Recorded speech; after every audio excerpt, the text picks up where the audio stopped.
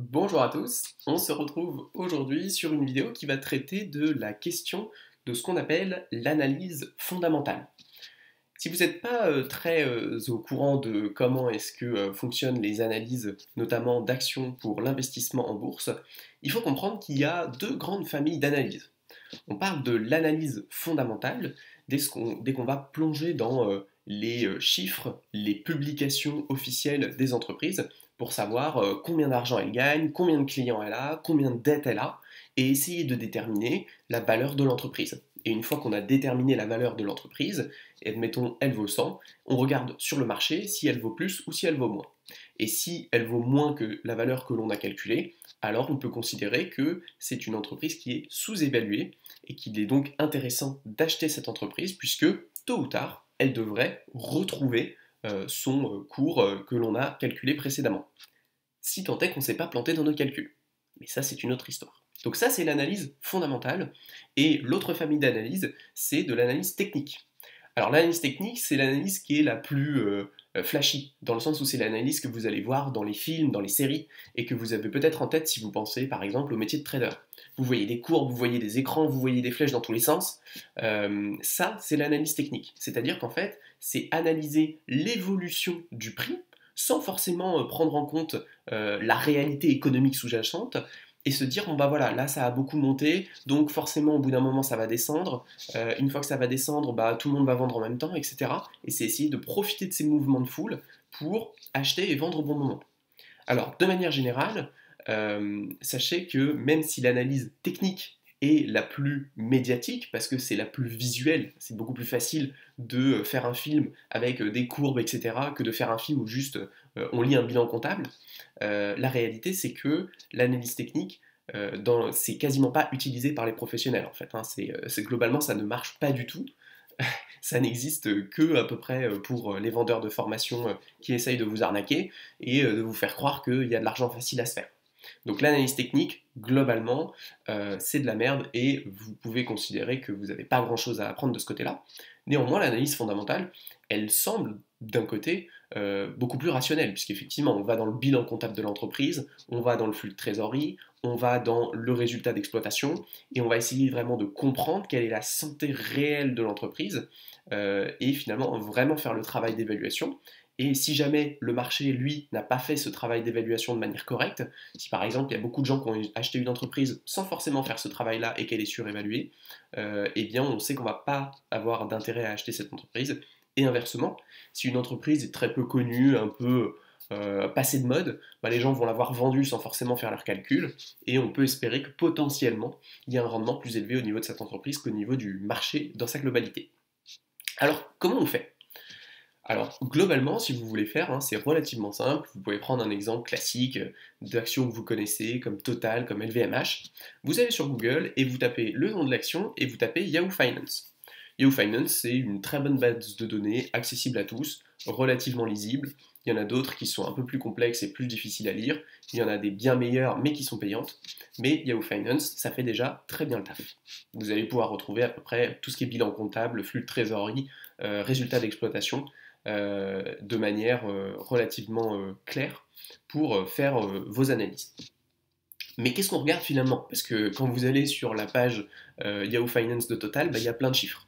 Et probablement que si vous n'avez jamais fait d'analyse fondamentale, vous ne savez pas trop ce que c'est.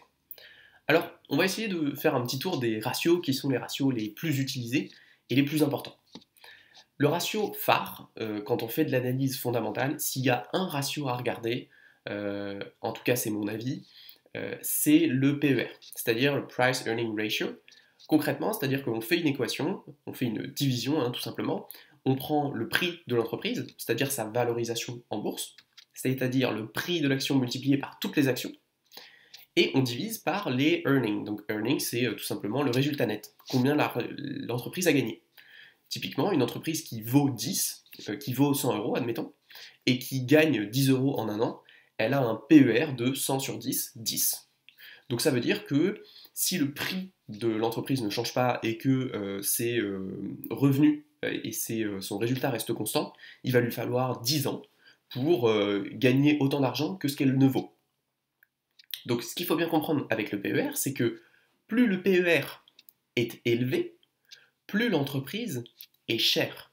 C'est-à-dire qu'une entreprise qui vaut 100 et qui gagne que 1, bah ça fait 100 sur 1, elle a un PER de 100. Ça veut dire qu'il lui faut 100 ans pour gagner autant d'argent que ce qu'elle vaut. Donc elle vaut très très cher. Et à l'inverse, une entreprise qui vaut 100 et qui gagne 20, eh bien elle va avoir un PER de 5, il lui faut seulement 5 années pour gagner en résultat net ce qu'elle vaut. Donc c'est une entreprise qui est très peu chère. Donc de manière générale, en tant qu'investisseur, vous, votre objectif, c'est pas d'acheter ce qui est le plus cher, c'est d'acheter ce qui est le moins cher. Donc le PER, il doit être le plus bas possible. Après, il faut bien comprendre qu'il y a une vraie notion de secteur d'activité. C'est-à-dire que vous ne pouvez pas simplement comparer le PER d'une action par rapport à une autre si elle ne travaille pas dans les mêmes secteurs d'activité, parce qu'il y a des entreprises, typiquement tout ce qui est valeurs technologiques, qui vont par définition avoir un PER plus élevé. Alors pourquoi elles vont avoir un PER plus élevé? Parce qu'en fait, la croissance de leurs résultats prévisionnels, elle est plus élevée. Et donc, il faut bien comprendre que le PER, dans les années à venir, eh bien, il va être amené à baisser, même s'il y a un PER élevé, parce que les revenus et les résultats vont augmenter. Donc si par exemple, il y avait un PER de, admettons, 100 parce que l'entreprise vaut 100 et elle gagne 1, mais qu'elle gagne beaucoup, beaucoup plus d'argent très rapidement, bah, en fait, elle va pouvoir monter par exemple à 10 de revenus, 10 de résultats, et son PER va retomber à 10 et redevenir un peu standard. Donc ça, il faut le garder en tête. Si vous utilisez le PER pour comparer, c'est quand même bien d'essayer de comparer des entreprises qui sont dans le même secteur. Néanmoins, de manière générale, si vous voulez un framework, dites-vous que tout PER en dessous de 10, c'est globalement pas cher. Tout PER entre 10 et 20, c'est bon, ok. Tout PER supérieur à 20, c'est globalement cher. Et tout PER supérieur à 30, c'est vraiment très très cher. Et globalement, c'est rarement une bonne idée d'acheter une entreprise qui a un PER supérieur à 30. Parce que ce qu'il faut bien comprendre, c'est que pour être rentable et dépasser le marché, elle va avoir besoin de gagner beaucoup beaucoup plus d'argent. Donc en gros, vous prenez beaucoup beaucoup plus de risques. Donc ça, c'est la question du PER qui est probablement le ratio le plus intéressant et qui vous permet de répondre à la question, est-ce qu'une entreprise est surévaluée? Donc c'est quand même intéressant de répondre à cette question. Ça ne vous dit pas si elle va gagner de l'argent demain, mais ça vous dit est-ce qu'elle est surévaluée aujourd'hui? Donc c'est quand même un bon point de départ, comme un appartement. C'est-à-dire que ça ne vous dit pas est-ce que vous allez pouvoir le louer et à combien, mais ça vous dit si vous payez trop cher pour l'appartement. Donc ça c'est le PER.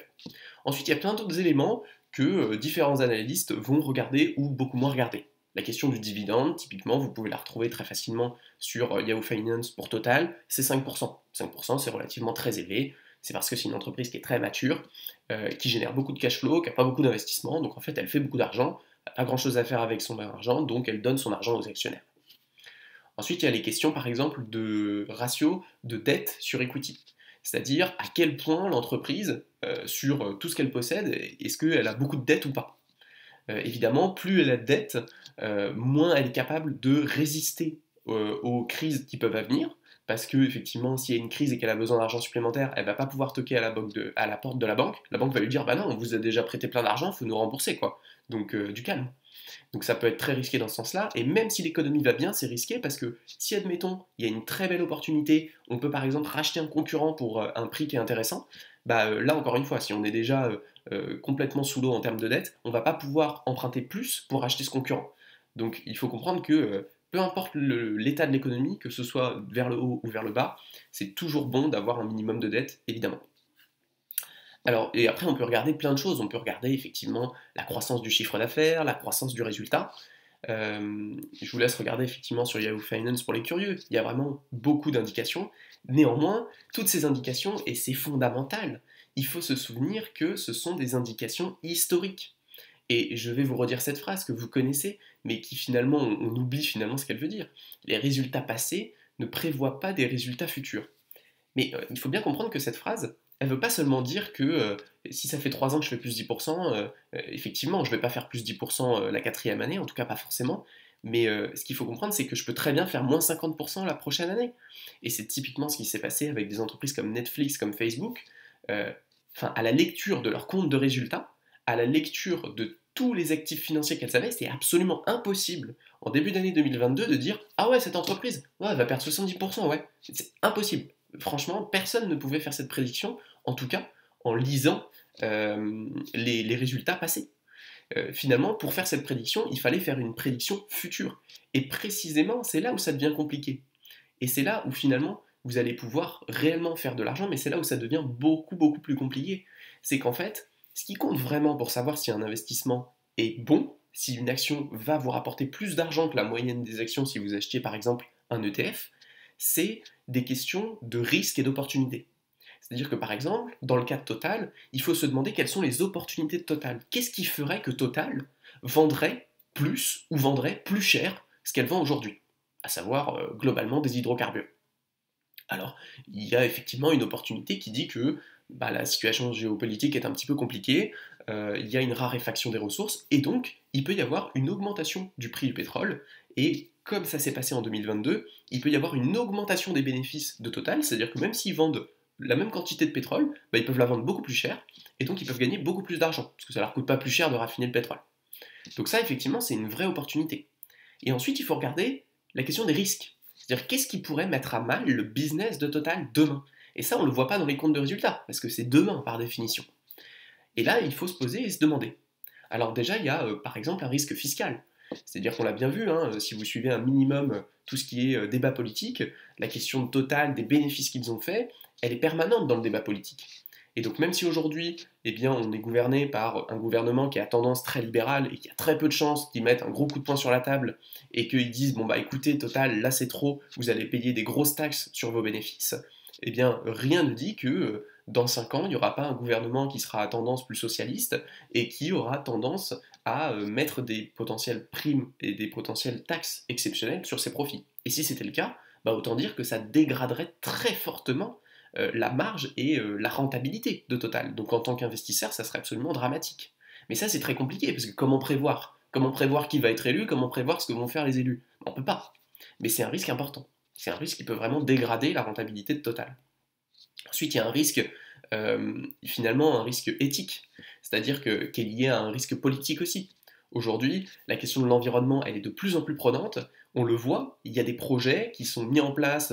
Je sais qu'il y avait des projets d'extraction en Alaska par Total. Il y a des populations qui se mobilisent pour empêcher le projet d'avoir lieu. Il peut y avoir aussi des mouvements politiques, locaux, nationaux, qui s'opposent à l'extraction des ressources par Total. Donc là aussi, on voit qu'il y a des barrières qui sont des barrières d'ordre finalement civique, d'ordre politique, et au-delà des seules considérations économiques, il peut y avoir des lois qui viennent dire en fait, non, vous ne faites pas ça, même si ça vous rapporte de l'argent, vous n'avez pas le droit. C'est typiquement ce qu'on a beaucoup vu dans le cadre du charbon. On a vu beaucoup d'usines de charbon, d'entreprises qui exploitaient du charbon, être interdits d'opérer, notamment en Europe, pour des questions environnementales. Et il n'est pas du tout exclu que finalement cette tendance, elle se propage à la question de l'exploitation des hydrocarbures pour Total. Donc là encore une fois, ça constituerait un risque fondamental. C'est-à-dire qu'à l'instant où un gouvernement exprime sa volonté claire d'empêcher Total de mettre ses projets à bien, là ça peut très violemment réduire sa rentabilité. Et enfin, il y a aussi un autre risque fondamental, c'est la question de l'augmentation du taux de retour énergétique. Le taux de retour énergétique, en gros, c'est combien de pétrole il faut pour extraire un baril de pétrole. Il faut savoir qu'au tout début, quand on a commencé dans les années 90-80 à calculer ce taux de retour énergétique, en fait, il fallait à peu près un baril de pétrole pour produire 100 barils de pétrole. Donc le taux, c'était 1%. Donc en gros, ça coûtait pas beaucoup d'énergie de produire beaucoup d'énergie. Aujourd'hui, ce taux de retour énergétique est beaucoup plus élevé. Parce qu'en fait, pour produire les mêmes 100 barils de pétrole, il faut 10 barils de pétrole et non plus 1. Pourquoi? Simplement parce que le pétrole il est plus profondément enfoui, il est dans des régions qui sont plus éloignées, qui sont plus difficiles d'accès, et donc ça demande plus d'énergie, sans même parler d'argent, d'exploiter cette énergie. Après, on peut se dire que tant que le ratio est positif, même si ça coûte 50 barils de pétrole d'en produire 100, au final on en produit toujours, donc il n'y a pas de problème. Mais ce qu'il faut comprendre, c'est que cette augmentation du taux de retour énergétique, elle augmente le coût pour produire de l'énergie, pour exploiter finalement ce pétrole. Et autant le taux de retour énergétique et donc l'argent qu'il faut pour extraire du pétrole, ça coûte de plus en plus cher, il faut garder en tête que la question de l'énergie, il n'y a pas que le pétrole dans la vie.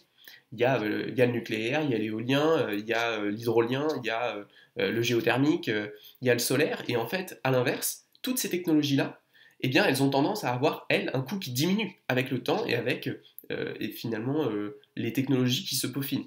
Et donc, il est fort probable qu'à un moment, il y ait vraiment un croisement, c'est-à-dire que même si aujourd'hui le pétrole reste l'entreprise enfin, l'énergie la plus économiquement rentable, elle coûte de plus en plus cher et ses concurrents coûtent de moins en moins cher. Donc, tôt ou tard, il y aura un moment où ce sera juste plus intéressant pour les entreprises eh bien, d'acheter de l'énergie qui provient d'autres sources puisqu'elle sera tout simplement moins chère.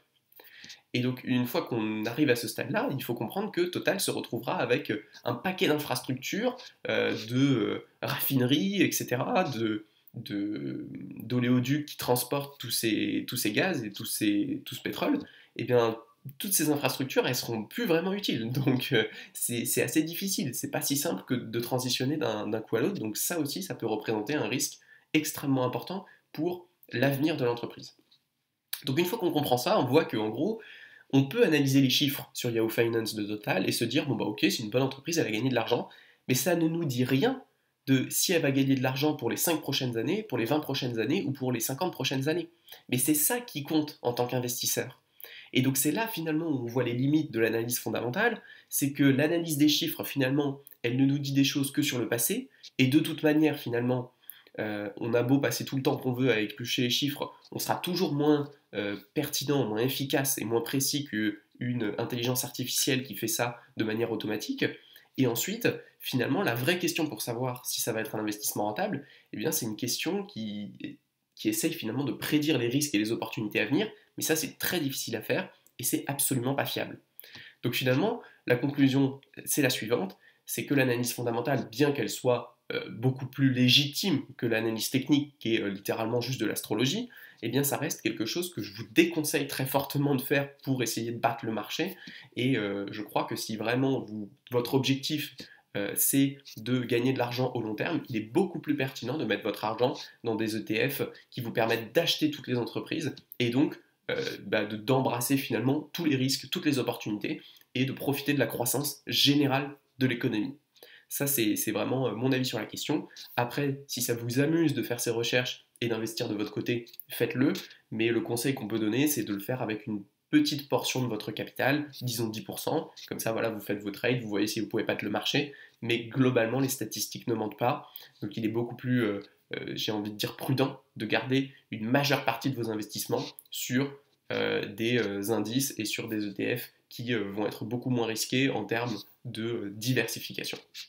N'hésitez pas à me dire ce que vous en pensez de l'analyse fondamentale en commentaire et je vous dis ciao pour la prochaine.